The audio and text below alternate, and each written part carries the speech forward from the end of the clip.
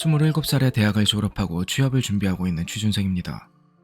며칠 전 제가 직접 경험하고 소스라치게 놀라며 소름 돋았을 정도로 저에게 충격적이었던 경험을 이야기하려고 합니다. 조금이나마 들으시는 분들께서 현실감이 드시도록 일기식으로 말해보도록 하겠습니다. 장마가 계속되면서 비도 계속 오겠다. 생각보다 쉽지 않은 취업난에 술 생각이 나서 친한 대학 친구와 강남역에서 막걸리를 거하게 한잔하고 새벽 2시쯤 택시를 타고 집으로 돌아왔어. 오랜만에 마신 술인데도 그날따라 안주를 많이 먹어서 그런지 살짝 알딸딸한 상태로 집에 돌아왔어. 집 1층인데다가 비가 며칠 내내 와서 집안은 정말 말 그대로 찜통 그 자체였지. 피곤했던 나는 샤워를 마치고 침대에 누워 그대로 잠이 들었어. 몇 시간쯤 흘렀을까? 순간 나도 모르게 눈이 떠지면서 잠이 확 깨더라고. 아직 아침이 아니었는데 잠에서 깨어난 게 신기했지. 새벽 늦게 잠들었는데도 피곤한 느낌이 전혀 없이 정신이 뚜렷한 상태였거든. 그렇게 눈이 번뜩 떠지고 침대 머리맡에 넣은 핸드폰을 켜서 봤더니 시간은 새벽 4시 반에 넘어가고 있었어. 난 잠이 많고 평소에 잠들면 누가 먹어도 모를 정도로 잠을 자는지라 이렇게 잠을 자는 도중에 눈이 번쩍 떠지는 일은 드물었어. 그렇게 다시 자야겠다 하고 핸드폰을 다시 머리맡에 두고 천장을 잠시 쳐다보는데 갑자기 정수리 쪽에서 소름이 확 돋으면서 등 뒤로 쫙 퍼지는 거야. 이상하다라는 느낌과 함께 상체를 일으켜 침대에 앉아 뒤를 돌아봤어. 참고로 내 방 창문은 벽 전체가 통유리로 되어 있어. 안에서는 밖이 다 보이지만 밖에서는 내 방에 불을 켜지 않으면 보이지 않고 밤에 내 방에 불을 켠다면 밖에서 내 방이 흐릿하게 보이는 정도라고 보면 돼. 그렇게 정말 27년 살면서 소름이 확 돋으면서 그런 이상한 느낌은 처음 받아봤고 순간 밀려오는 공포심에 침대 위에 앉은 상태에서 창문 쪽으로 뒤돌아보는 순간 와, 정말 이렇게 사람이 기절할 수도 있겠구나 라는 느낌이 들 정도로 소스라치게 놀랄 수밖에 없었어. 창밖 바로 앞에 있는 단풍나무 아래서 누가 날 큰 눈으로 쳐다보고 있는 거야.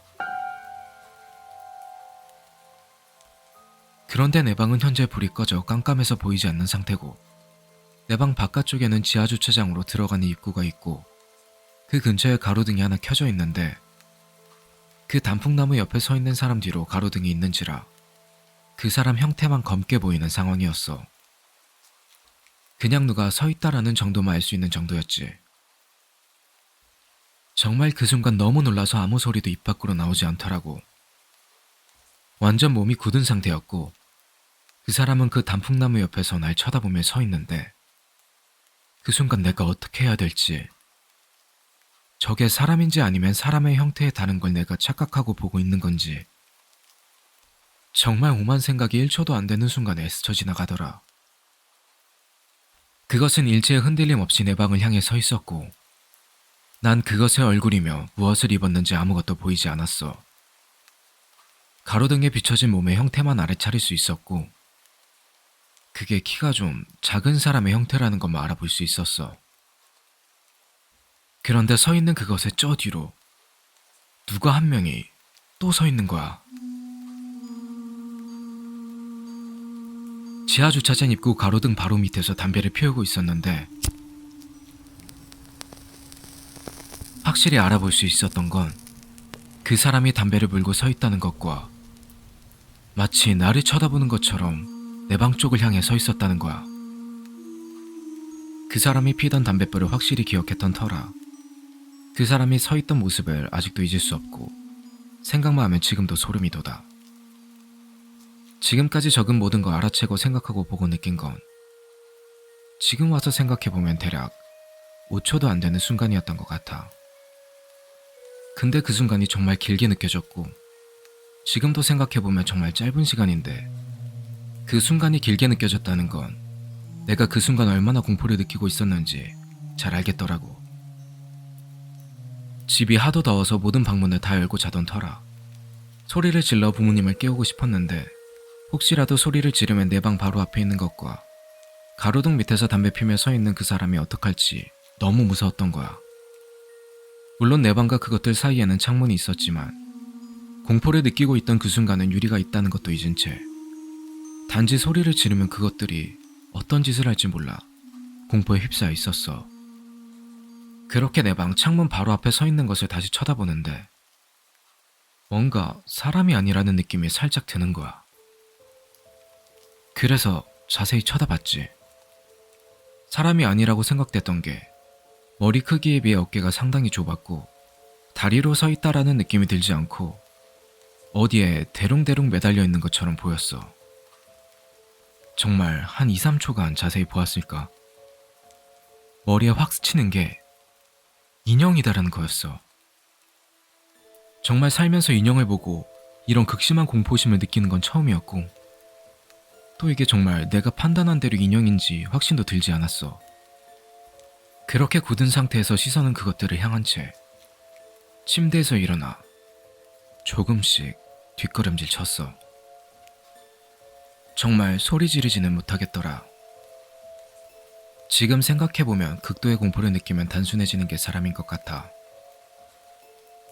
그렇게 내 방문 앞에 서서 아빠라고 소리를 지르는데 사실 소리를 지른다는 수준도 아니고 그냥 바로 앞에 있는 아버지를 부르는 수준의 목소리밖에 안 나오더라고. 아빠를 몇 번이고 불렀는지 모르겠어. 내 방문 앞에 그렇게 서서 차마 등 돌려 부모님 방으로는 가지 못하겠고 왠지 그들을 쳐다보고 있지 않으면 안 될 것 같다는 생각에 시선은 창문 쪽을 고정한 채 문 앞에 서서 아빠를 수십 번 불렀던 것 같아. 아버지가 깨셔서 새벽에 뭐하냐면서 짜증내시며 내 방 쪽으로 오셨고 내 방문 쪽으로 오시는 순간 뭐야 저거 하시면서 내 어깨를 잡으시는데 진짜 안도가 되어서일까 순간 다리가 풀리더라. 아버지께서는 뭐야 저거라고 말하심과 동시에 뭔가 이상하다라는 느낌을 받으셨는지 내 방불을 켜셨고 그것의 모습을 보는 순간 기절하는 줄 알았어. 그 단풍나무에는 인형이 걸려 있었고 크기는 얼마나 큰지 정말 내 키에 3분의 2만한 크기의 인형이었어. 인형이라고 하면 동물 인형이 대부분이겠지만 그렇게 소름 끼치게 생기고 사람답게 생긴 인형은 처음 본 것 같아. 지금도 그 인형 모습이 생생하게 떠올라. 파란색 줄무늬 반팔티에 파란 바지를 입고 웃고 있는 남자아이 인형이었어. 사람처럼 눈도 있고 그리고 입은 웃고 있는 모습인데 정말 배트맨 영화에서 보는 조커 웃을 때 그 찢어진 입과 매우 유사했어. 이사할 때 쓰는 노끈으로 그 인형의 목을 나뭇가지 위에 매달아 마치 서 있는 듯 내 방 쪽을 향해 매달아 놓은 거였어. 누가 있는지는 모르겠지만 완전 또라이 새끼였지. 그렇게 내 방불을 켜고 놀라신 아버지도 뭔가 이상하다란 느낌을 받으셨는지 냅다 현관 쪽으로 나가셨어. 그제서야 나도 아버지 골부채를 하나 들고 따라 나갔지. 정말 나갈 때도 온몸에 소름이 돋는데 웬만하면 한번 소름이 돋고 없어지잖아. 그런데 그때는 소름이 정말 계속 온몸에 맴돌더라. 아버지는 나가시자마자 그 단풍나무로 가셨어. 그런데 사실 난 그것보다 저 멀리 서서 담배를 피던 그 사람이 더 궁금한 거야. 골프채도 있고 아버지도 계시겠다. 용기를 내어 지하주차장 입구 쪽으로 냅다 뛰어가 봤어. 그런데 그곳에는 아무도 없더라고. 혹시나 지하주차장 입구 쪽에 몇 대 세워져 있는 차 사이에 숨어 있을까 싶어 그 앞에 주차된 차를 샅샅이 뒤져보고 차 안도 확인해봤지만 아무도 없었어. 아버지와 내가 뛰어나가는 소리에 놀란 어머니는 바로 경비실에 연락하셨고 그렇게 그 새벽에 경비 아저씨 4분 정도가 달려오셨어. 경비 아저씨들께서도 그 단풍나무에 걸려있던 인형을 보시더니 정말 소스라치게 놀라셨어. 이게 뭐냐고 하시면서 보시는데 플라스틱 검은 안경을 쓴 남자아이 인형이었어. 크기는 대략 1m 정도 됐고 눈도 정말 사람 눈처럼 사실적으로 만들어져 있었고 입은 살짝만 웃고 있는 입인데 그 입 위로 빨간색 사인펜 같은 걸로 칠해 크게 웃고 있는 입으로 그려놨더라. 정말 아까 말했던 조커같이 웃고 있는 입처럼 똑같이 그려놨어. 그렇게 다들 한참 그 인형을 보고 있는데 그 순간 머릿속을 스쳐갔던 게 바로 CCTV였어. 그제서야 아버지와 경비 아저씨들께 모든 걸 설명드리고 아파트 전체 CCTV를 전부 다 돌려봤어. 돌려본 결과 정말 세상이 무섭고 험하다는 걸 느꼈어. 지금도 시간까지 정확히 기억해. 우리 집이 101동인데 그 주위에는 CCTV가 총 3대가 설치되어 있어. 한 대는 101동 아파트 현관 쪽, 한 대는 내 창문 앞쪽을 멀리서 찍는 가로등 근처에 하나, 그리고 마지막 한 대는 주차장 입구를 찍는 거였어. 새벽 2시 20분을 조금 넘어서 내가 우산을 쓰고 집으로 가는 게 보였어. 우리 아파트 정문 쪽에서도 한번 찍혔고 내가 방불을 킨 거에서 또 한 번, 그리고 내가 잠을 자려고 방불을 끄는 것까지 찍혔어. 그리고 새벽 3시 50분 그 사람이 골프 우산을 쓰고 큰 가방을 한쪽 어깨에 짊어진 채 아파트 정문으로 걸어오는 게 보였어. CCTV로 따라가면서 보니까 지하주차장 입구 쪽에 세워진 차 뒤에서 우산을 쓰고 서서 담배를 연달아 3개를 피우더라고. 그리고는 내 방 쪽 창문으로 걸어와서 인형을 노끈에 묶어 그 단풍나무에 거는 거야. 그런 뒤 다시 저 멀리 뒤로 가 지하주차장 입구에 있는 소나타 뒤에서 담배를 또 하나 물었어. 그동안 차가 몇 번 들어오고 아파트 주민분들이 그 사람 옆을 지나갈 때면 자연스레 핸드폰을 꺼내면서 만지작하는 것까지. 결국 내가 그때 보았던 저 멀리 서 있던 건 귀신 같은 게 아니라 사람이란 게 확실해졌지. 그렇게 약 1시간을 더 서 있더라. 시간도 정확히 기억해. CCTV에 새벽 4시 42분에 내 방불이 켜졌고 켜짐과 동시에 그 사람은 우산을 접고 냅다 튀더라. 그런데 우리 아파트 단지를 파악하고 있다는 듯 정문 쪽이 아닌 뒷문 쪽으로 나가는 거야. 그 후에 경비 아저씨들과 나와 아버지가 인형을 내려서 확인하는 모습들까지 전부 찍혔어. 여기까지가 내가 며칠 전 겪었던 일을 그대로 적은 거고 현재 관할 경찰분들이 오셔서 CCTV 자료하고 인형, 그리고 가로등 밑에 떨어져 있던 담배꽁초까지 다 가져가셔서 조사 중이셔. CCTV만으로는 신원 확인이 어렵다며 기다려보라는 상태야. 아파트가 총 12동밖에 없고 또 아파트 단지 경계로 담이 다 쳐져 있어서 외부 사람들의 유입이 어려워 보이지만 외부인이 들어올 때마다 경비분들께서 일일이 다 묻는 건 아니기에 아버지와 몇몇 주민분들의 건의로 현재 경비분들의 인원수를 늘렸고 밤이 되면 2시간마다 순찰이 다니셔. 그때 사건 당시에 오셨던 경비 아저씨들 덕분에 조금 마음은 놓이지만 아직도 그때의 공포는 하나도 가시질 않았고 경비 아저씨들께서는 그 단풍나무를 감사하게도 베어주셨어.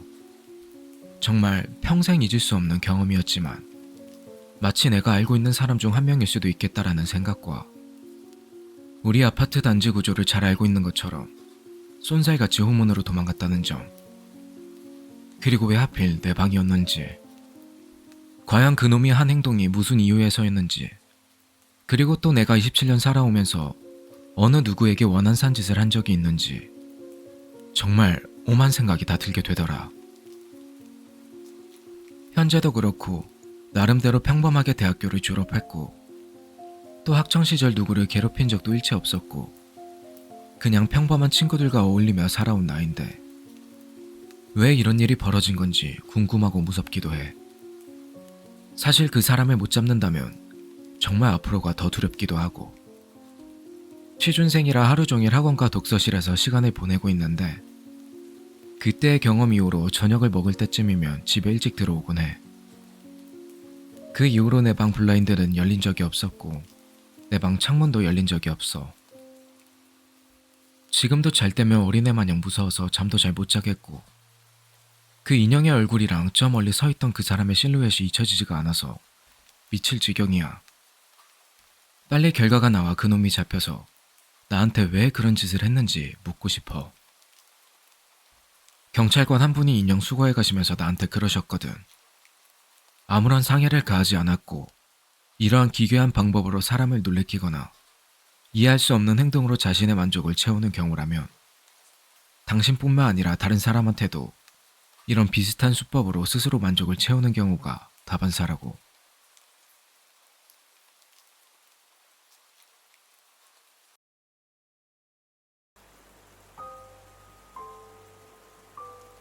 여러분 혹시 산 타는 거 좋아하시나요? 요즘 흉흉한 범죄가 많이 일어나잖아요. 저는 산에서 큰일을 당할 뻔했습니다. 산을 좋아하고 산 타는 것을 좋아했는데 이 일을 겪은 후로는 다시는 등산을 하지 않게 되었습니다. 산을 타시는 걸 좋아하시는 분이라면 꼭 들어주세요. 그럼 제가 겪었던 일을 설명드리겠습니다. 때는 1년 전 고3 때였습니다.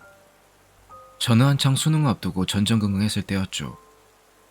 하루 종일 책상에서 문제집과 씨름하려니 집중도 잘 안 되고 머리에 쥐가 나는 것 같았습니다.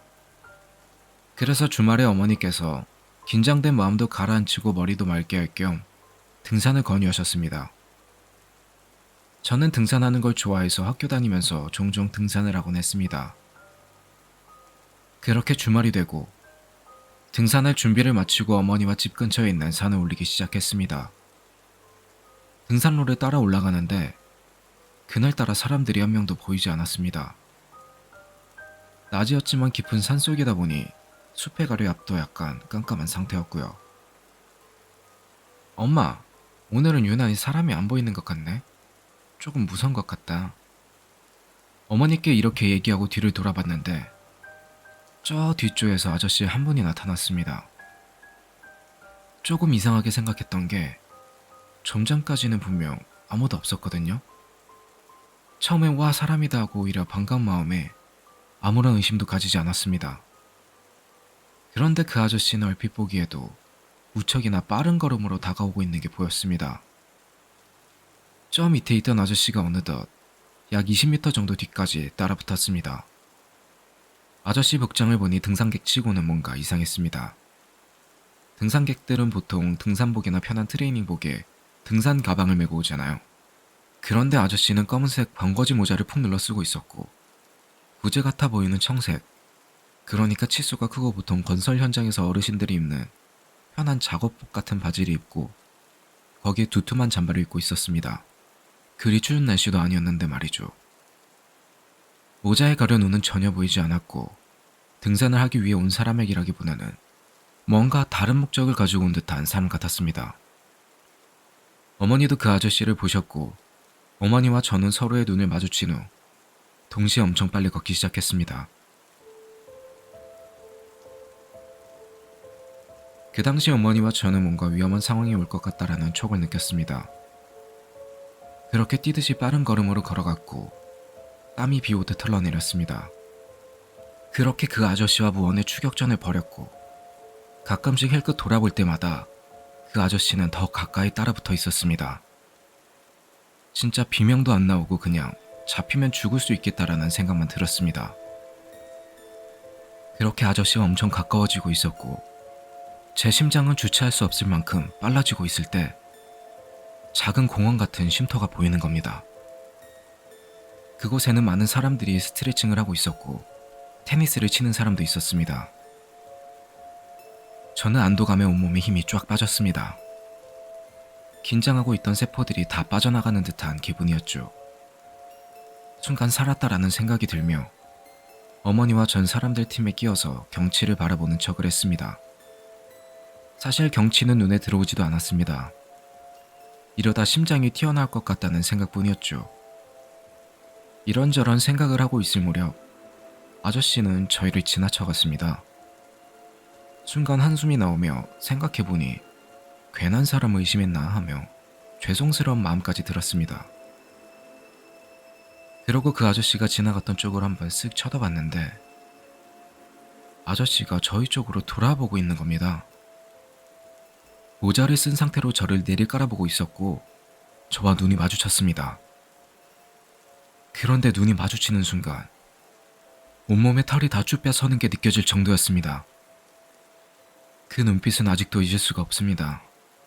보통 눈빛이 아니었고 정말 뭐라 표현해야 할지 모르겠는데 죽은 사람의 눈을 봐도 그만큼 소름 끼치진 않을 겁니다. 아무튼 그 아저씨는 다시 앞을 보고 가는가 보다 싶었습니다. 그런데 그 아저씨가 저희를 지나치면서부터 급격하게 걷는 속도가 줄어드는 겁니다. 비정상적으로 빠르던 그 걸음걸이가 정말 눈에 띄게 느려졌습니다. 죽었던 긴장세포들이 다시 살아 움직이는 듯 했습니다. 저 아저씨가 진짜 무슨 짓을 하려고 하는 걸까? 우린 2명인데 혼자서 어떻게 할 수 있을까? 이런 생각까지 하게 됐습니다.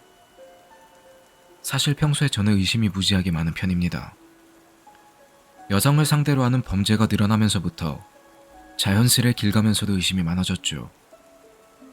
늦은 시간은 아니더라도 골목길을 안 가고 삥삥 둘러가는 편이며 길 가면서도 수시로 뒤를 돌아보는 편입니다. 워낙에 수상해 보였기에 저 사람은 남자다. 엄마와 나에게 무슨 짓을 할지 모른다. 라는 생각이 들었습니다. 체격도 매우 건장했죠. 그런데 제일 저를 불안하게 만들었던 건 그 아저씨가 제 뒤를 스쳐갈 당시 뭔가 묵은 듯한 비린 냄새가 코를 찔렀습니다. 정확하게 어떤 냄새라고는 설명할 수 없지만 뭔가 화장실 찌린내와 피비린내가 섞인 듯한 소름 끼치고 불쾌한 냄새라고 해야 하나. 눈빛과 냄새는 아직도 생생하게 기억나며 절 괴롭힙니다. 그리고 어머니께서 저 사람 손 봐. 낮게 말씀하셨습니다. 전 그전까지 발견하지 못했었는데 자세히 보니 손에 작은 무언가를 꼭 움켜쥐고 있더라고요. 그런데 새끼손가락 뒤로 삐죽 튀어나온 걸 보고 전 그 자리에서 기절할 뻔했습니다. 왜 단도 같은 작은 칼이 있잖아요. 칼 뒷부분이 삐져나와 있는 겁니다. 뒷부분만 조금 튀어나와 있었지만 그 누가 봐도 분명 칼이라고 했을 겁니다.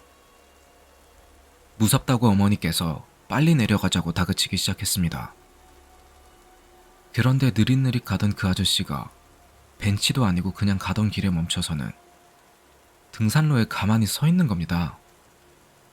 저희 쪽을 바라보며 마치 빨리 와라 기다리고 있다 라고 말하는 것 같았습니다. 다시 뒤돌아 집으로 가면 당장이라도 따라올 것 같았죠. 저희도 일단 가만히 있으면 더 의심스러울 것 같아서 움직였습니다. 때마침 4-5명 정도 단체로 올라가는 등산객분들이 계셨는데 이때다 하고 일행인 척 바로 그분들 뒤에 붙어서 갔습니다. 등산객 무리 조금 더 앞에는 강아지와 함께 산책 중이신 약간 몸이 불편해 보이시는 아주머니 한 분이 계셨습니다. 저희를 포함해 올라가는 사람은 그 남자를 제외하고는 모두 여자였습니다. 그리고 맨 앞에는 그 남자가 있었는데 정말 처음과 저희 뒤에 있을 때와는 비교도 안 되는 속도로 느리게 걷고 있었죠. 의심을 안 할래야 안 할 수가 없는 상황이었습니다. 어머니는 저에게 오히려 저 사람을 놓치면 안 된다. 놓치면 어디에서 튀어나올지 모른다고 말하셨고 일정 거리를 두고 그 사람이 앞으로 저희가 뒤로 계속 따라 움직였습니다. 전 손에 물이 가득 찬 물통을 꽉 쥐고 있었고 언제라도 흙을 뿌릴 준비를 하고 있었습니다. 그냥 무식한 생각밖에 안 들었죠. 혹여나 어머니 털끝 하나 건드렸다간 급소를 때릴 생각으로 가득 차 있었습니다. 그렇게 가는 도중 그 단체 등산객분들은 중간에 약주하신다고 저희와는 다른 방향으로 가셨습니다. 어머니와 저, 강아지와 아주머니 그리고 그 남자 이렇게 일정 거리를 두고 가게 되었습니다.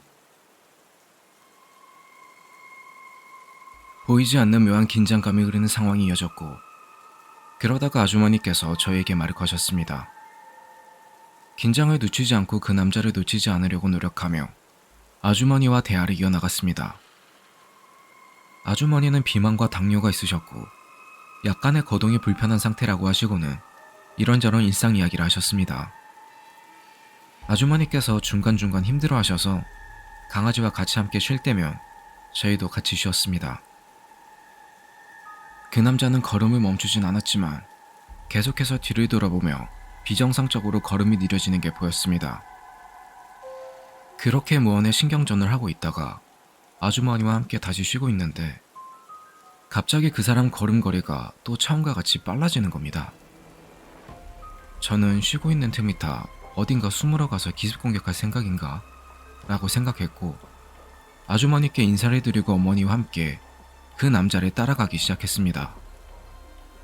사실 따라간다기보다는 저희 집으로 가는 방향과 같아서 일정한 거리를 두고 숨막히는 신경전을 벌인 겁니다.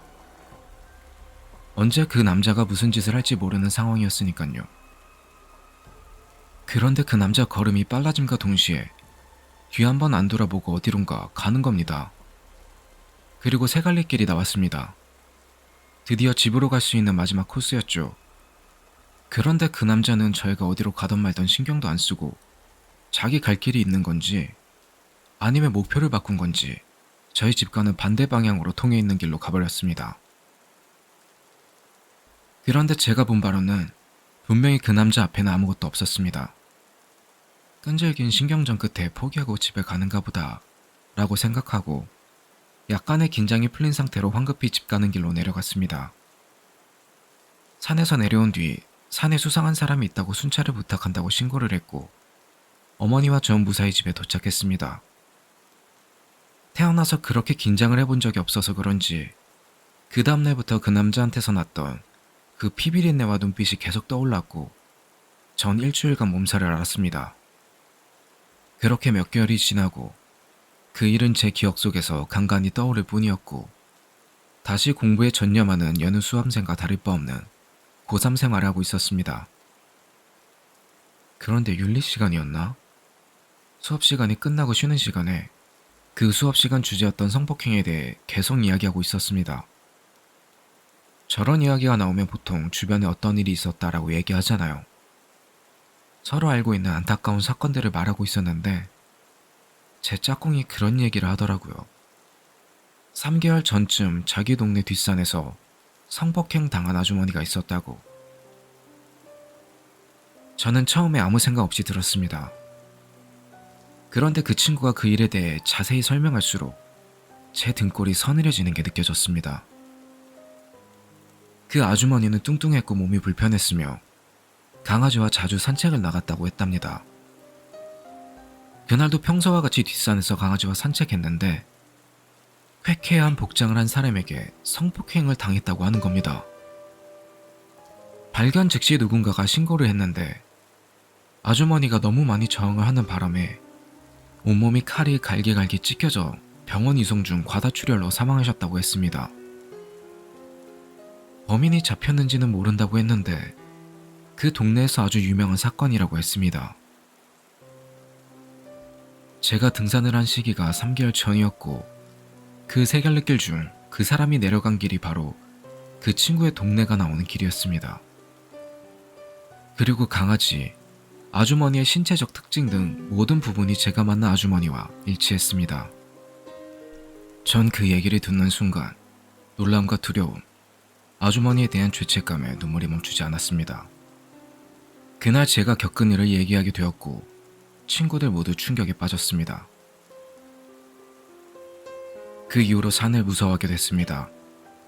그리고 모자를 쓰거나 조금만 수상해 보이는 사람을 보면 몸이 떨리고 그 사람이 앞으로 가기 전까지 기다렸다가 제가 뒤에서 걸어가는 버릇이 생기게 됐습니다. 만약 그 사람이 저와 어머니를 감시하고 계속 같은 길을 갔다면 어떻게 됐을까요? 아주머니는 무사하시고 어머니와 저는 이 자리에 없을 수도. 아직도 소름이 끼칩니다. 혼자 확대 해석하고 오바했다고 생각하실 수도 있지만 그 사람이 들고 있던 건 분명 칼이었고 제가 생각한 아주머니와 일치하지 않았다 하더라도 분명 그 산에선 살인사건이 일어났습니다. 산을 타시는 여성분들 뿐만 아니라 남성분들도 조심하셔야 할 것 같습니다. 절대 혼자 다니지 마시고 무리지어 다니세요.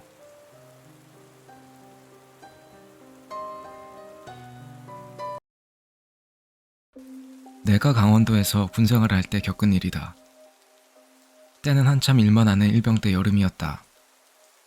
매일 스트레스 받으며 군생활을 할 때였다. 장마야 빨리 와라 하고 기다리고 있을 때 역시나 장마가 찾아왔다. 그런데 그해 장마는 비가 너무 심하게 많이 와서 마을이 홍수가 날 정도의 양이 내렸다. 홍수 지역도 아닌데 말이다. 뭐 나야 비가 오면 하는 일이 줄어들어 좋았지만 너무 많이 오니까 산사태도 나고 뚝도 만들러 가야 되고 오히려 더 개고생을 해야 했다. 그런데 멈출 생각 없이 계속 오는 장마. 비가 너무 많이 오는 바람에 마을에 홍수가 아주 심하게 났다. 뭐 하늘이 하는 일이라 어찌 막을 수도 없고 집 떠내려가고 사람 실종되고 가축이니 차들이니 다 떠내려가는 판국에 사람이 살아남는 게 신기할 정도였다. 홍수가 심하게 나고 비가 그쳤다. 마을에 복구해야 하기 때문에 구조대 소방관들이 일을 가담했으나 그래도 일손이 부족하여 우리가 돕게 되었다. 구조대가 소방관이고 소방관이 구조대 일을 할 정도로 작은 동네라 우리 부대도 소방관들과 인사하고 지낼 정도로 친했다. 가끔 모여서 같이 축구도 하곤 했다. 일단은 다른 건 둘째치고 제일 급한 건 없어진 사람들, 즉 시체를 찾는 일이었다. 땅인지 강인지 구분을 못할 정도로 물바다가 돼 있어서 보트를 타고 조를 짜서 시체를 찾으러 다니게 되었다. 나는 박병장과 2인 1조가 되어 별 생각 없이 어슬렁거리며 노나 휘젓고 돌아다니고 있었다. 하루가 지나고 이틀이 지나도 수색 작업은 계속되었고 4일째 되는 날 또한 똑같은 코스로 작업을 했다. 동네가 시골이라 그런지 잡초들이 하도 많아서 헤쳐가면서 작업을 해야 했다. 그런데 그때 잡초라고 하기에는 너무 검은 잡초가 눈에 보였다. 나는 보트를 멈추고 점점 가까이 가봤는데 순간 등골이 오싹해졌다. 아무래도 잡초가 아닌 사람 머리카락에 가까워 보였기 때문이다.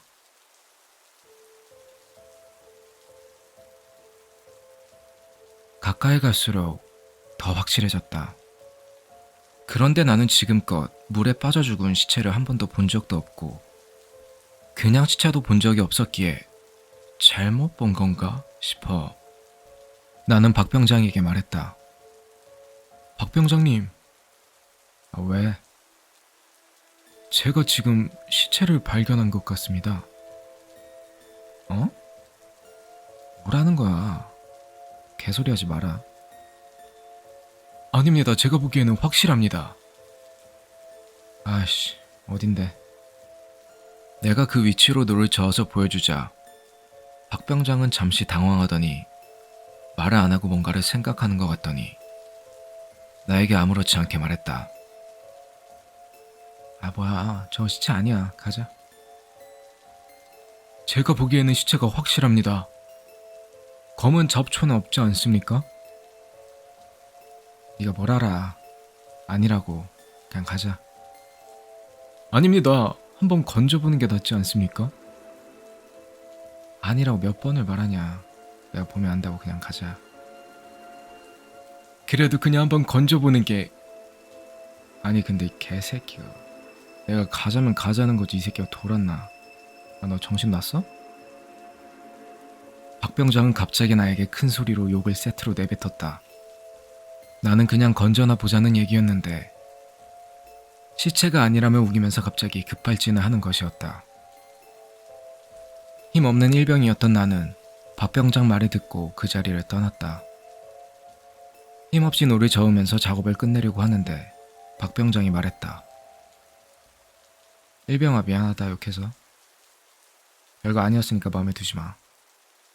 정 찜찜하면 저기 소방관들한테 대신 좀 확인해달라 그래. 평소 괴롭히는데 타고난 박병장인데 욕한 걸로 미안하다고 말하니 뭔가 이상했다. 당황한 건지 겁먹은 건지 표정도 이상하고 못 본 걸 본 사람 마냥 표정이 굳은 채로 있었다. 그렇게 우리는 마을을 복구하는데 도우라는 명을 받았고 이동하러 가는 도중에 소방관들을 마주쳤다. 박병장이 담배 한 대 피고 가자고 해서 소방관들과 우리 부대원들 몇 명이 함께 모여 담배 피며 사소한 얘기를 나누고 있다가 내가 아까 본 시체 같은 검은 잡초 얘기를 꺼냈다.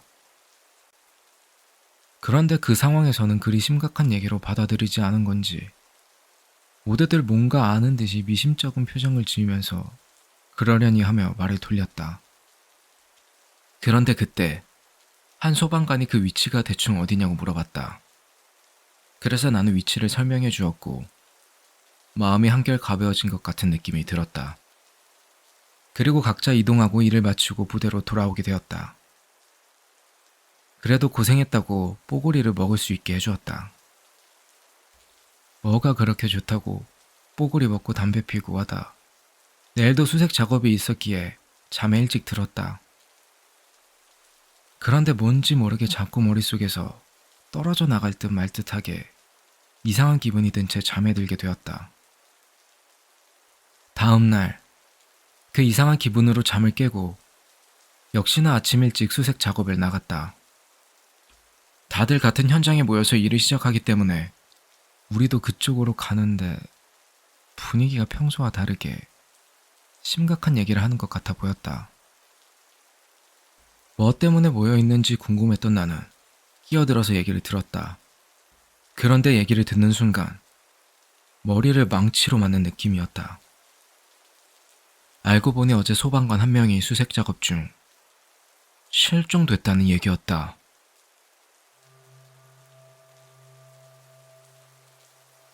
나도 소방관분들 얼굴은 다 숙지한 상황이어서 어떤 분이냐고 물어보니 어제 나한테 그 시체 같은 것의 위치를 물어봤던 분이었다.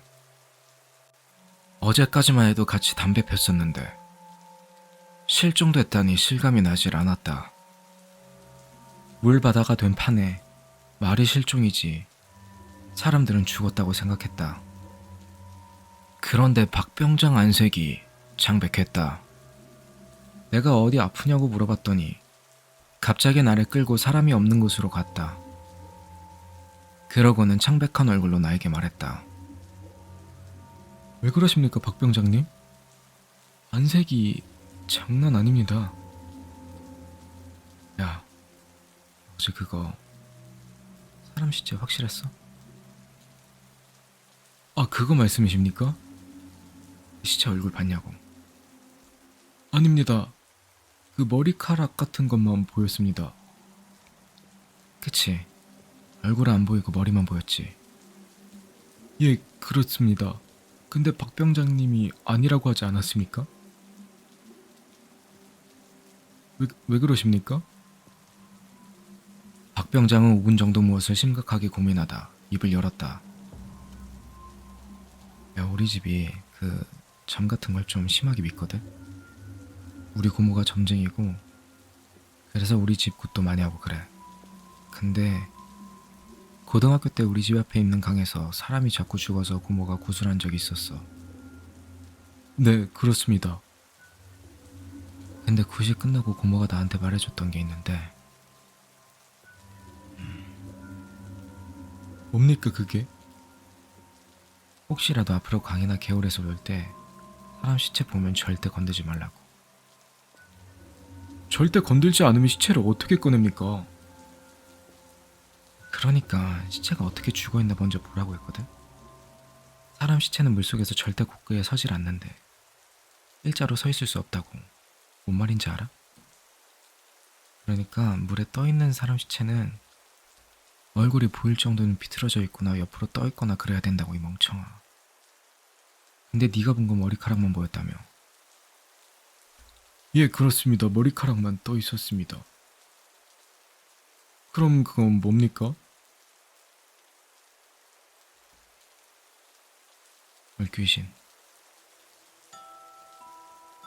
사람 시체는 그럴 수가 없어.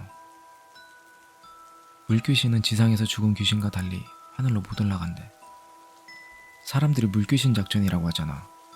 말 그대로야. 자기 자리를 채워놔야 올라간다더라. 그 순간 나는 뭔가에 한 대 맞은 것 마냥 멍했다. 그때 알았다. 박병장은 그 상황에 물귀신인 줄 알고 있었고 절대로 건들면 안 된다는 것도 알고 있었다. 그래서 못 건들게 하려고 바보같이 굴던 나에게 욕을 하고 화를 내면서까지 해서 못 건들게 했던 것이다. 하지만 박 병장도 실제로 본 건 처음이라 나한테 바로 말할 수 없었던 것이었다. 그런데 아니나 다를까 시체 위치를 물어본 소방관이 어제 수색 작업 중 실종됐다는 소리를 듣고 놀라지 않을 수 없었던 거다. 며칠이 지나고 물도 다 빠졌다. 부서진 집들만 빼고는 그 마을은 모습을 되찾았다. 하지만 여전히 그 소방관은 실종 상태였다.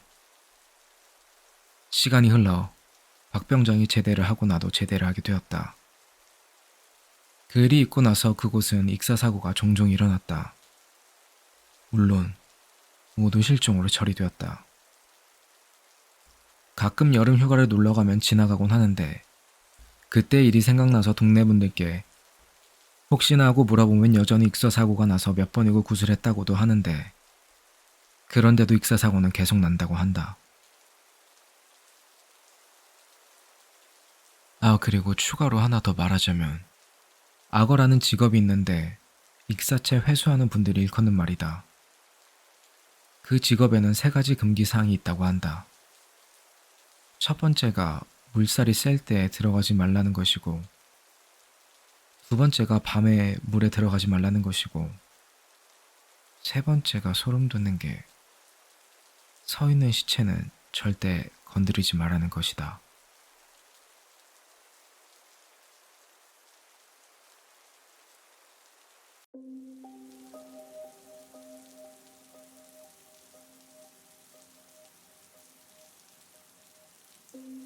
제가 귀신을 처음 접하게 된 건 잘 생각을 해보면 예전에도 몇 번 있었지만 그게 귀신인지 처음 알게 된 건 군대에서였습니다. 저는 의경 출신으로 서울의 한 경찰서에서 근무했습니다. 제가 일경을 달자마자 후임이 한 명이 왔는데 알고 보니 학교 후배였습니다. 학교 후배이기도 하고 6개월 만에 처음으로 받은 그토록 기다려온 후임이었기에 고참들 앞에서는 내색하지 않았지만 둘만 있을 때에는 나름대로 많이 챙겨주곤 했습니다. 그런데 이 친구가 좀 특이하다 못해 엽기적인 친구였습니다. 전이 본 날 이 친구의 더블백을 열어봤더니 거기에 박으로 만든 바가지와 식칼이 있는 것이었습니다. 그것을 본 저는 너무 놀라 순간 벙쪘고 고참들은 식칼을 보고 놀라서 그걸 갖다 버리려 했으나 이 친구가 죽기 살기로 놓지 않고 버티는 바람에 결국 어쩔 수 없이 그냥 놔뒀는데 너무 이상했던 점은 점호가 끝난 뒤 침상머리맡에 무려 한가득 채운 바가지에 그 식칼을 담그는 것이었습니다.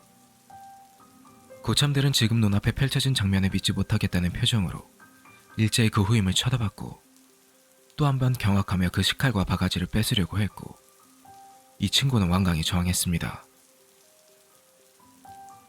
이때 마침 정경관리반장이 이 광경을 보았고 후임과 면담을 하게 되었습니다. 그런데 면담 이후에 이상하게도 후임 맘대로 하도록 놔두라는 것이었습니다. 당연히 수거해갈 줄 알았는데 예상 외의 결과에 다들 이해가 가지 않는다는 듯한 표정을 지었습니다. 그런데 어쩌겠습니까? 까라면 까는 게 군대이지 않겠습니까? 그렇게 고참들을 울며 겨져먹기로 그냥 놔둘 수밖에 없었고 그렇게 며칠이 지났습니다. 저는 처음에는 마냥 그 후임이 다가가기 꺼림직하고 무서웠는데 며칠 지나다 보니 그 후임이 뭐 때문에 그러는지 궁금해지길래 몰래 물어봤습니다. 그런데 저는 그 후임으로부터 예상치도 못한 대답을 듣게 되었습니다. 사실 자기한테 귀신이 씌었다고 하는 겁니다. 귀신이 씌인 탓에 자신의 전생을 볼 수 있는 능력이 생겼는데 자신이 전생에 퇴마사였다고 하는 것입니다. 그래서 저는 네가 퇴마사였으면 그 귀신들을 쫓아내면 되지 않냐고 물어봤습니다. 그랬더니 그 후임이 말하길 자기한테 씌인 귀신이 3명인데 다들 자신이 감당하기에는 벅찬 귀신이라는 겁니다. 하나는 성경에 나오는 하나님을 배신한 타락천사고 하나는 지옥에 계신 하데스가 데리고 다니던 머리가 3개 달린 켈로베로스고 또 하나는 기억이 잘 안 난다고 합니다. 아무튼 그렇게 3명의 귀신이 씌어 있는데 이 귀신들이 지금은 서로를 견제를 하는 상황이라 자신의 몸을 누구도 뺏지 못하고 있는데 어느 순간 한 명의 귀신이 승리하게 되면 자신의 몸을 뺏길 수밖에 없다는 겁니다.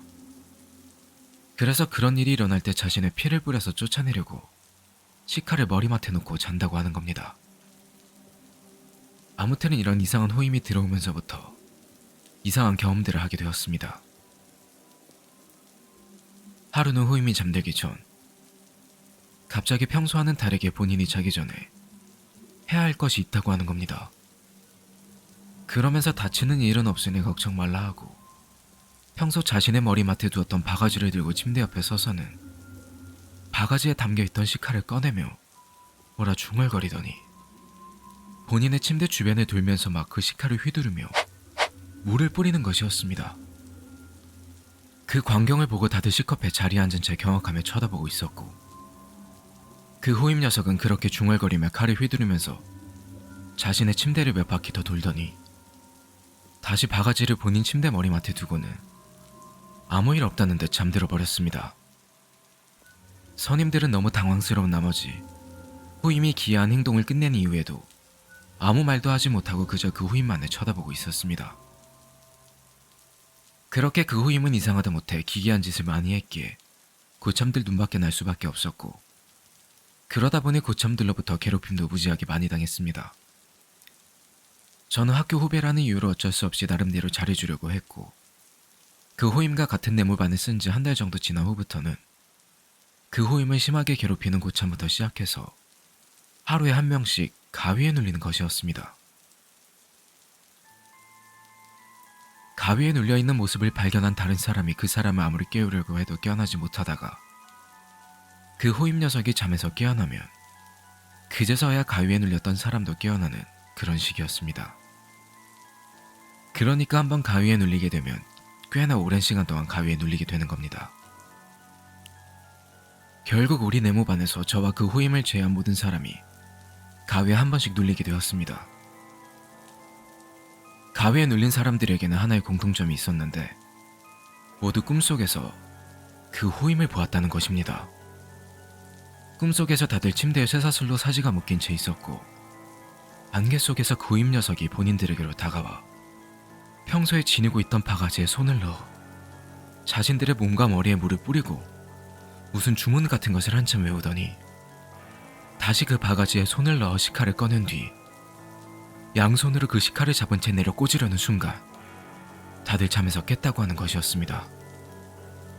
다행히도 칼이 가슴에 내려 꽂히기 전에 다들 깨어났다고 합니다.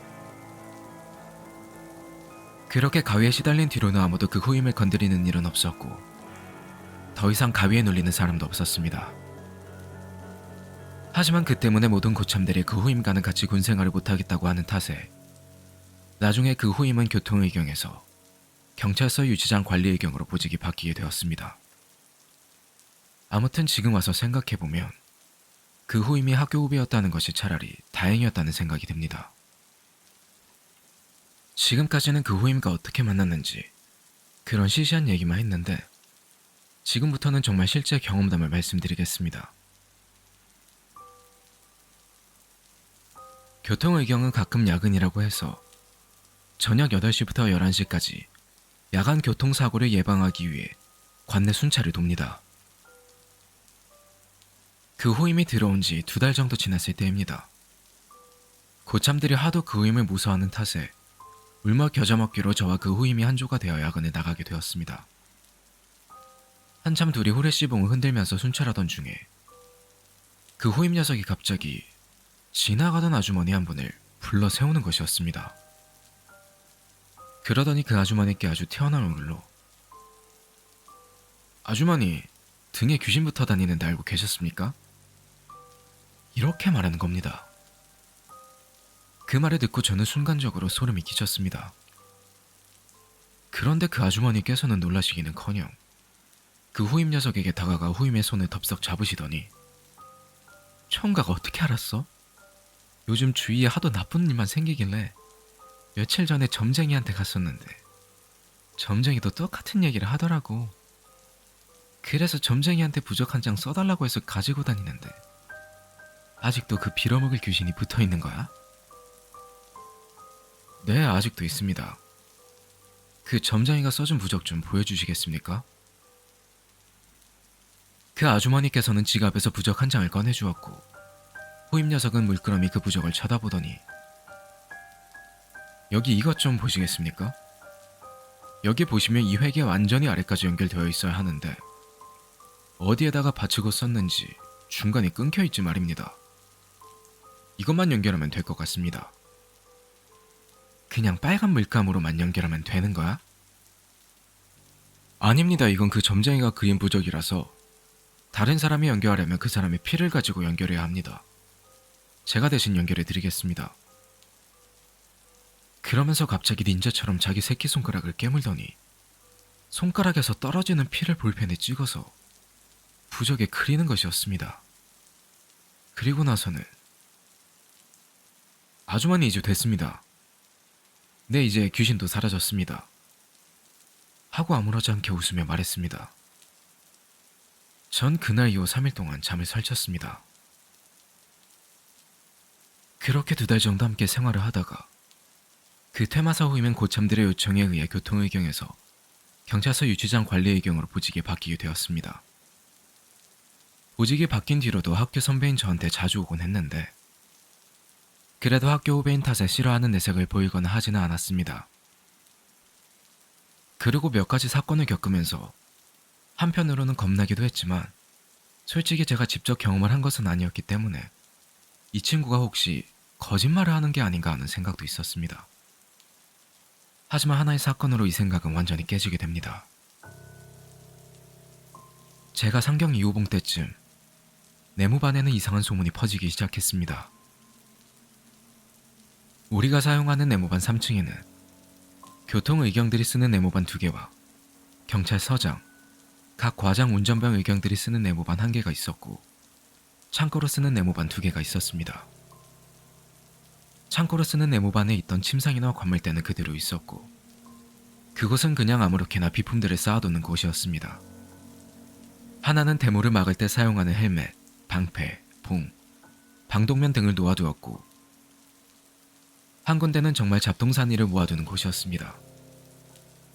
그 중에서 잡동사니를 모아두는 곳에서 사건이 일어났습니다.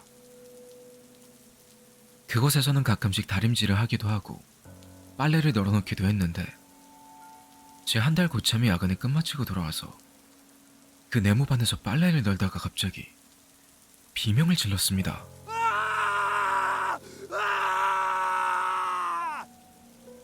다들 놀라서 뛰어갔더니 그 고참이 바닥에 앉아서 덜덜 떨고 있는 것이었습니다. 그런데 그 고참이 하는 말이 그곳에서 귀신을 봤다는 겁니다. 그리고 그 이후에도 계속 그 네모반에서 귀신을 봤다는 사람들이 하나둘 나오기 시작했습니다. 그렇게 귀신을 보는 사람이 점점 많아지자 최고참은 어쩔 수 없이 네모반에 아무도 못 들어가게 자물쇠로 잠가버렸습니다. 그리고 나서 며칠 뒤 유치장으로 내려간 호임이 저를 찾아와 놀라운 얘기를 하는 것이었습니다. 어떻게 알았는지 요즘 창고에서 귀신이 나오지 않냐고 저에게 묻는 것이었습니다. 그러면서 하는 얘기가 그 네모반에 귀신이 있다는 겁니다. 저는 무서운 생각도 들었지만 한편으로는 말로만 들었지 직접 그 귀신을 본 적이 없던 터라 진짜 귀신이 존재하는 건지 궁금한 마음에 퇴마사 호임한테 그 귀신을 볼 수 있냐고 물어봤습니다. 그랬더니 당연히 거절할 줄 알았는데 의외로 그 호임은 흔쾌히 같이 가서 보자고 했습니다. 그렇게 다른 사람들이 모두 잠들고 나서 그 호임과 몰래 그 네모반으로 갔습니다. 그 네모반 앞에 도착하자 호임은 가방에서 꺼낸 게 있었는데 새끼줄에 숯이 3개가 매달려 있었고 그 숯 하나하나에 이상한 부적이 붙여있는 것을 가져왔습니다. 그리고 그 새끼줄을 문에 묶고 나서는 저한테 같이 들어가자고 했습니다. 저는 떨리는 가슴을 진정시키며 같이 들어갔습니다. 네모반에 들어서자 그 호임은 저한테 아무 말도 하지 말고 가만히 있다가 자기가 손짓을 하게 되면 그것을 보라고 하는 겁니다. 그렇게 한 10분 정도 지나자 그 호임이 한 곳을 향해 손가락으로 가리켰습니다. 그런데 지금까지 아무도 없던 곳에 진짜 사람 같은 무언가가 있는 것이었습니다. 저는 제 눈을 의심할 수밖에 없었습니다. 그곳에는 분명 좀 전까지 아무도 없었으니까요. 그 무언가는 관물대에서 무언가를 꺼내려는 듯한 동작을 하고 있었고, 그러다가 갑자기 호임과 저를 쳐다본 뒤 문 쪽으로 날듯이 움직이더니 다시 관물대가 있는 곳으로 돌아갔습니다. 그러고는 왜인지는 모르겠지만 그렇게 몇 차례 관물대와 문 사이를 왔다 갔다를 반복했습니다. 저는 그 날듯이 움직이는 모습이 너무 귀기해서 보는 내내 얼어붙은 제 온몸에 소름이 돋았습니다. 그런데 호임 녀석은 아무렇지 않은지 평온해 보이는 모습으로 그 귀신을 가만히 지켜보다가 어느 순간 아까 걸어놓은 새끼줄을 수거했고, 새끼줄을 수거해가자 그 귀신은 눈 깜짝할 사이에 문 밖으로 빠져나갔습니다. 그렇게 저는 홀린 듯 멍하니 그 귀신의 뒷모습을 바라보고 있는데, 호임이 입을 떼며 이렇게 설명했습니다. 아까 걸어놓은 새끼줄이 부적 비슷한 거라서 문 밖으로 빠져나가지 못하고 있었던 거라고. 그리고 그 귀신이 누군지는 모르겠지만 아까 있었던 관물대에 뭔가 소중한 것이 있어서 계속 그곳으로 오는 것이라고 말입니다. 네모 안으로 복귀한 뒤 그날 전 너무 무서운 탓에 잠을 한숨도 못 자고 덜덜 떨며 날을 지새웠습니다. 날이 밝고 난 뒤 다른 사람들을 모두 데리고 다시 그 네모 안으로 갔습니다. 그리고 어젯밤 있었던 일을 모두 설명한 뒤 그 귀신이 열었던 관물대로 갔습니다. 관물대 안에는 그냥 수북한 먼지와 낡은 양말 몇 켤레밖에 없었습니다. 그리고 안쪽 구석에 지포라이터 하나가 있었습니다. 그 지포라이터에는 송곳으로 새겨놓은 문구가 있었는데 여자 글씨체로 꼭 기다릴게 사랑해라는 말이 쓰여 있었습니다.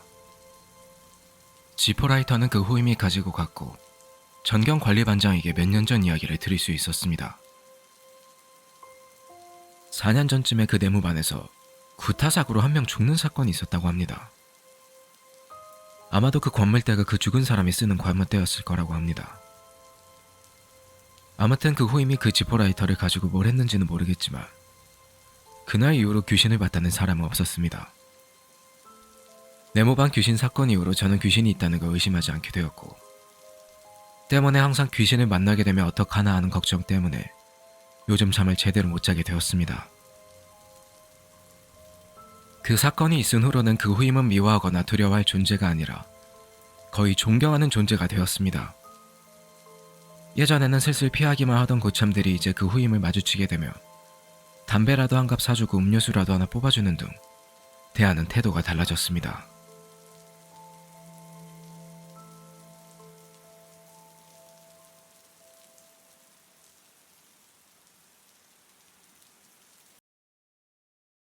오늘 내가 들려줄 이야기는 2005년 고등학교 1학년 때의 일이야.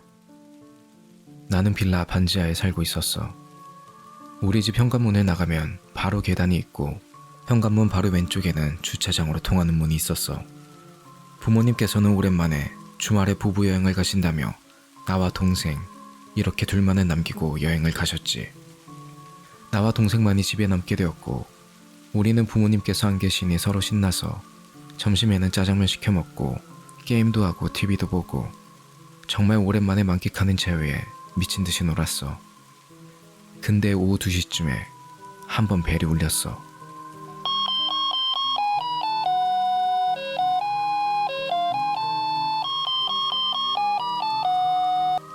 그 당시 모니터는 옛날 모델이라 벨이 울리면 화면이 요즘 인터폰처럼 깔끔하게 나오지 않고 흐릿하게 보였어. 근데 인터폰은 고장이 나서 벨소리가 울리고 나면 직접 끌 수가 없었고 무조건 1분 정도 벨이 멈출 때까지 기다려야 했어. 소리는 얼마나 큰지 온 집안이 다 들릴 정도로 불쾌하게 컸어. 화면은 좀 흐리긴 했지만 누구인지 못 알아볼 정도는 아니었어. 인터폰을 통해서 소리도 잘 들리는 편이었고 아무튼 벨소리를 들은 나는 습관적으로 인터폰도 보지 않고 문을 열었어. 누구세요? 소리 지르면서 현관문을 활짝 열었고 주변을 살폈어. 근데 벨만 울릴 뿐이지 문 앞에 계단, 주차장, 창고에는 아무도 없었어. 이때 나는 벨이 그냥 잘못 울린 건가? 하고 대수롭지 않게 생각했어. 아무 생각 없이 문을 닫고 다시 게임을 하러 돌아갔어. 다들 이 게임을 알지는 모르겠는데 그때 당시 게덴푸드라는 게임에 엄청 빠져 있었어. 친구들이랑 만날 때 잘하려고 엄청나게 연습했었지. 컴퓨터는 한 대라 동생은 옆에서 본인 차례 올 때까지 구경하고 있었어. 그렇게 한참 서로 번갈아 가면서 게임을 하는데 오후 4시쯤 벨이 또 울렸어. 들어서 알겠지만 우리 집 벨소리는 엘리제를 위하여라는 곡이야. 평소에 들으면 참 아름다운 곡인데 그 당시 우리 집 벨이 워낙 낡아서 소리가 뭔가 좀 음산하게 들리는 것 같기도 하고 또 화면은 공포영화에 나오는 파란 화면의 인터폰처럼 보이고 게다가 화면이 좀 흐릿하니 뭔가 더 무섭게 보였어. 특히 밤에 보면 더 무서웠던 것 같아. 꼭 귀신이 나올 것처럼 말이야.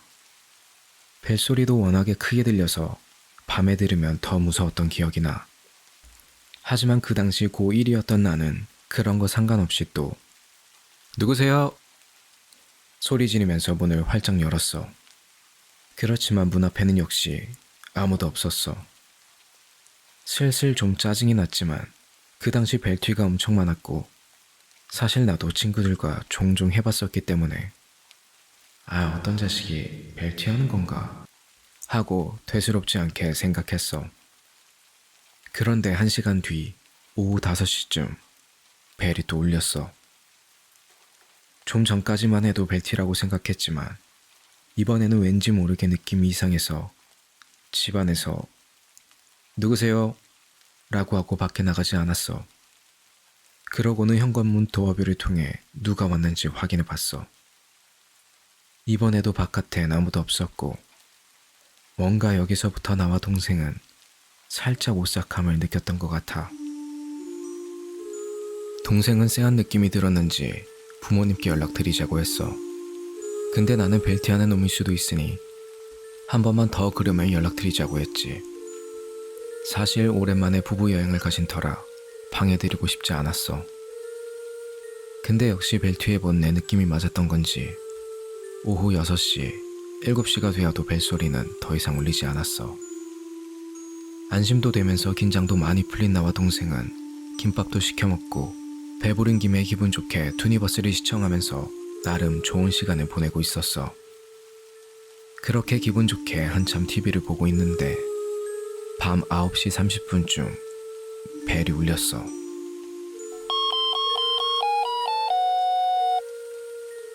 그새 기분이 좋아졌던 나는 또 습관적으로 확인도 안 하고 집문을 활짝 열었어.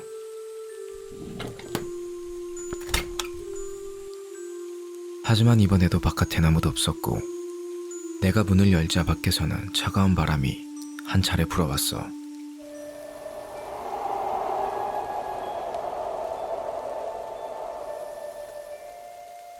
우리 집은 반지하라 밤에 집 앞과 주차장은 엄청 깜깜했어. 내가 누구에게 원한치고 산 것도 아니고 벨튀를 이렇게까지 집요하게 하는 또라이를 본 적이 없었던 나는 더 이상 벨튀라는 생각이 들지 않자 순간 너무 쎄한 느낌이 들어 재빨리 문을 닫고 바로 부모님께 전화를 걸었어. 모든 상황을 들으신 부모님께서는 문 꼭 잠그고 밖에 나가지 말고 집에 있으라고 하시며 바로 출발한다고 하셨는데 문제는 부모님께서 집에 도착하시려면 적어도 5시간은 걸린다고 하시는 거야. 그 말을 들은 나는 좀처럼 마음이 진정되지 않아 스피커 볼륨을 크게 틀어놓고 TV를 시청했고 동생 놈은 한창 컴퓨터 게임하는데 정신 팔려서 벨이 울린지도 몰랐던 것 같아. 그렇게 부모님과 통화한 이후 밤 12시까지 1시간 간격으로 벨이 울렸어. 역시나 인터폰에는 아무도 보이지 않았고 벨이 울릴 때마다 나와 동생은 너무 무서웠지만 애써 벨소리를 무시한 채 각자 할 일을 했어. 그러다 동생은 무서움에 지쳐 잠들어 버렸어. 나는 혹시라도 잘못될까 불길한 생각에 잠을 못 자고 컴퓨터만 계속했지. 그러다 문득 드는 생각이 지금 이런 식이면 계속 배를 누르러 올 것 같았어. 그래서 나는 그래 네가 이기나 내가 이기나 해보자 하는 마음으로 도어뷰에 눈을 갖다 대고 숨을 죽이고 있었어. 그 당시 너무 무서웠는데 지금 생각해보면 어떻게 도어뷰에 눈을 갖다 대고 있었는지 모르겠어. 아마 제정신이 아니었던 것 같아. 내가 그때 문 앞에서 얼마나 서 있는지는 정확한 기억은 안 나. 너무 긴장해서 온몸에 식은땀을 흘리면서 벌벌 떨고 있었어. 그렇게 어느 정도 시간이 흐르고 아무 일도 벌어지지 않자 나도 모르게 긴장이 풀렸는지 서 있는 상태로 잠들었던 것 같아. 근데 내가 잠깐 졸고 있는 사이에 계단에서 갑자기 뭔가 살포시 내려오는 발자국 소리가 들리는가 싶더니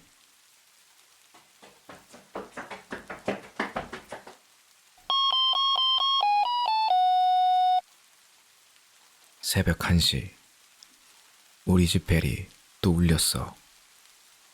발자국 소리를 듣는 순간 온몸에 경련이 오는 것처럼 너무 깜짝 놀랐는데 누군지 꼭 확인해야겠다는 의지 때문이었는지 엄청 놀란 순간에도 내 눈은 도어뷰를 통해 바깥을 보고 있었어. 근데 나를 정말 미치게 만들었던 건 분명 발자국 소리는 들었는데 아무도 보이지 않았다는 거야. 그리고 무서워 죽겠는데 집안을 가득 채우는 음산한 벨소리 때문에 더 무서웠어. 살면서 한 번도 경험해보지 못한 극한의 공포를 느꼈던 나는 거의 울면서 부모님께 다시 전화를 걸었어. 나는 이대로는 부모님께서 오실 때까지 못 버틸 것 같다는 느낌이 들어 경찰에 전화를 걸겠다고 했어. 그런데 부모님께서는 한 번만 더 그러면 경찰에 신고하라고 하셨어. 지금 고속도로 타고 가고 있으니 조금만 기다리려고 하시면서 나는 죽을 것 같은데. 전화를 끊은 나는 눈물을 닦고 두려움을 없애고자 게임에 몰두하려고 노력했어. 그런데 정말 단순한 건지 다행히 게임 좀 하다 보니 괜찮아지는 것 같기도 했어. 그렇게 컴퓨터를 한창 하고 있는데 갑자기 컴퓨터 뒤에 있는 창문에서 쾅 하는 소리가 나더니 손바닥의 형체가 순식간에 나타났다 멀어지면서 순간 사라졌어. 그 당시 우리 집 창문은 불투명한 창문이었는데 불투명한 창문은 멀리서는 형태가 뿌옇게 보이고 물체가 가까이 오면 형태를 어렴풋이 알아볼 수 있어. 무언가 창문을 쾅 쳤을 때 분명 손바닥 형태가 보였어. 근데 뭐랄까 불투명해서 더 섬뜩했던 것 같아.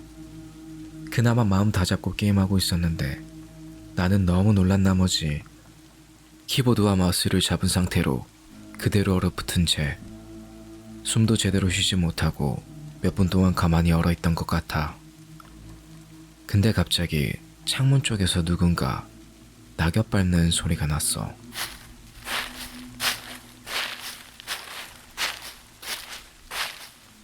살아야겠다는 마음에 본능적으로 아버지께서 아끼시는 골프채를 들고 와 거실 창문 밑쪽에 있는 벽에 등을 맞대고 쭈그려 앉아 숨을 죽인 채 바깥 소리에 집중했어. 창문 유리 너머로 보이는 바깥은 깜깜하고 무서웠어. 하지만 보지 않을 수 없었던 게 이 거실 창문 크기가 위아래 길이가 80cm 정도라 누군가 열고 들어오기엔 충분한 크기였어. 그래서 나는 혹시라도 누군가 창문을 깨고 들어올 수 있다는 생각에 온몸에 식은땀을 흘리면서 골프채를 들고 주시하고 있었어. 그렇게 10분, 20분, 30분 정도 지나니 뒷마당 길에서 나는 부스럭 소리가 없어진 것 같더라고. 두려운 마음에 집안에 불이란 불은 다 켜놓은 상태여서 집안도 환하고 바깥은 아무 일도 없던 것처럼 고요해서 순간 아, 다 지나갔구나 하는 안도감에 온몸에 힘이 쭉 빠져 그냥 거실벽에 기대어 덜썩 주저앉았어. 하지만 내 생각과 다르게 새벽 2시 다시 우리 집 벨이 울렸어.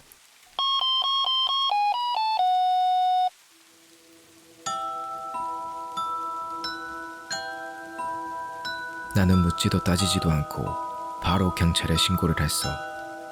112에 전화를 걸어 아까 오후부터 지금까지 2시간 1시간 간격으로 우리 집 벨을 누르는데 바깥에 나가면 아무도 없다고 상황을 설명을 했어. 그리고 덧붙여서 부모님께서는 부부 여행을 가신 터라 현재 집에는 나하고 동생만 있다고 설명을 했더니 10분도 안 되어서 경찰 2분이 우리 집으로 오셨어. 막 도착하셨을 때 벨을 누르셨는데 경찰이란 생각을 못하고 덜덜 떨면서 모른 척하고 있었어. 경찰분들은 눈치를 채셨는지 학생, 방금 신고받고 달려온 경찰이에요 라고 하셨어. 나는 인터폰을 통해 정말 경찰분이신지 확인하고 어떤 일이 있었는지 자세히 설명드렸어. 내 얘기가 끝난 후 경찰분들은 자신들이 왔으니 이제 걱정하지 말고 문 잠그고 그만 자라 하시고 가셨어. 나는 이제 안심이 된 나머지 갑자기 한 번에 밀려오는 피로에 불을 끄고 거실 소파에 누웠어.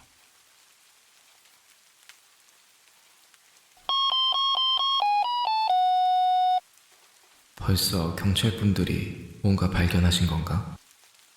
아까 왔던 경찰분들인가 싶어 안도의 마음으로 인터폰 화면을 봤어. 그런데 인터폰 화면엔 아무도 보이지 않았어.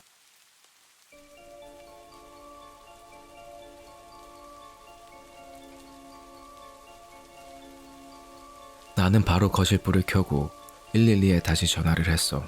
다행히 아까 그 경찰분들은 우리 집 근방에 계셨는지 1분도 안 돼서 우리 집에 도착하셨어. 경찰관 2분은 벨이 지금 막 울렸냐고 물어봤고 나는 그렇다고 대답했어. 내 말을 들은 경찰 2분은 내 앞에서 진압봉을 쫙 펼치시더니 한 분은 주차장 쪽으로, 한 분은 계단 위쪽으로 미친 듯이 뛰셨어. 나보고 문 꼭 잠그고 있으라는 말과 함께. 그 후 부모님께서는 새벽 3시 정도에 도착하셨고 경찰분이 2번째 다녀가신 후부터 부모님 오실 때까지는 다행히 아무 일도 없었어. 근데 나는 얼마 안 있어 안 좋은 소식을 듣게 되었어. 우리 집 윗집이 귀중품을 도둑 맞았다는 거야. 뒷마당을 통해 1층 베란다로 들어가 침입했다고 하더라고. 다행히 얼마 지나지 않아 범인은 잡혔다고 들었어. 근데 도둑 맞은 날이 내가 경찰에 신고한 날이랑 똑같은 거야. 나는 그 말을 듣는 순간 온몸에 소름이 쫙 끼쳤어. 그러면서 문득 드는 생각이 설마 그 도둑이 우리 집 배를 계속 누른 건가? 만약 나갔는데 도둑들이 있었다면 그 뒷마당에서 들리던 낙엽 밟히는 소리가 도둑들이 낙엽을 밟고 윗집으로 넘어가는 소리였나? 만약에 그 도둑들이 정말 우리 집으로 들어왔었다면 하는 생각에 한 몇 년 정도는 진짜 엘리제를 위하여 곡이 나올 때마다 스트레스 많이 받았는데 군대 갔다 오니까 그런 거 싹 사라지더라.